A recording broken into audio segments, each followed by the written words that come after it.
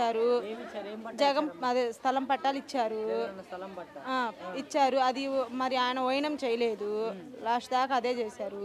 ఇప్పుడు అది పట్టా ఉంది మా దగ్గర. మరి స్థలం మీదమ్మా ఇదిగో మేము కడతాము అని కూడా అనలేదు. మేమేమో 5,000 6,000 అద్దె కట్టుకోవాలా, ఈ తొడలు తీసుకొని 300 తీసుకెళ్ళాలా, కరెంట్ బిల్ కట్టాలా, ఇంటి అద్దె కట్టుకోవాలా, తినాలా, పిల్లల్ని చదివించుకోవాలా. 1,00,000 రూపాయలు అంట ఆమెకి. అలా కాదమ్మా, మరి ఈయన వచ్చిన తర్వాత చెప్పిన వాగ్దానాలలో మీకు ఎన్ని వాగ్దానాల్లో బాగానే ఉన్నాయి.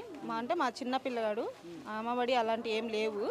ఆటో వాళ్ళకి డబ్బులు వేస్తారన్నారు. జగన్ ఉన్నప్పుడు వేసాడు.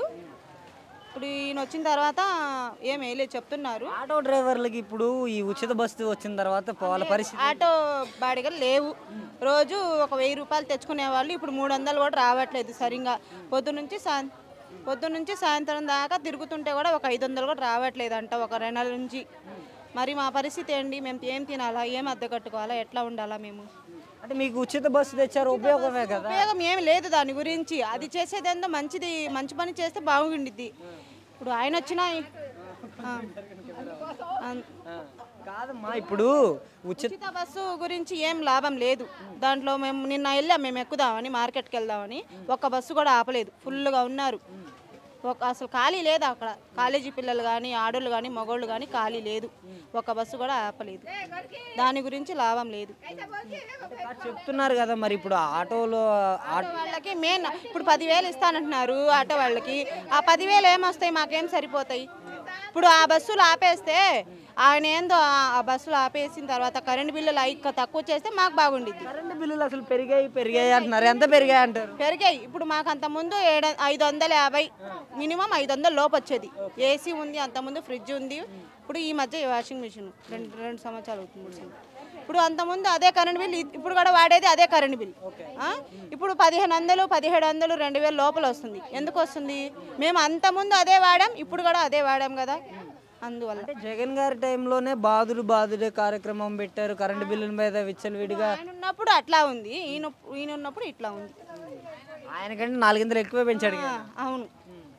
మరి ఆటో సోదరులు కడుపు కొట్టినట్టే. సోదరి వాళ్ళు అందరూ ధర్నా చేస్తున్నారు. ఎవరు ఆటోలు వేయట్లేదంట. ₹1 లాభం లేదు. మరి మహిళలకి ఏంటమ్మా ఉచిత బస్సు ఉంది, నెలకు 1,500 ఇస్తున్నారంట. 1,500 ఆడోళ్ళు అంటే ఆడపిల్లలు ఉన్నారు కాబట్టి ఇస్తారేమో.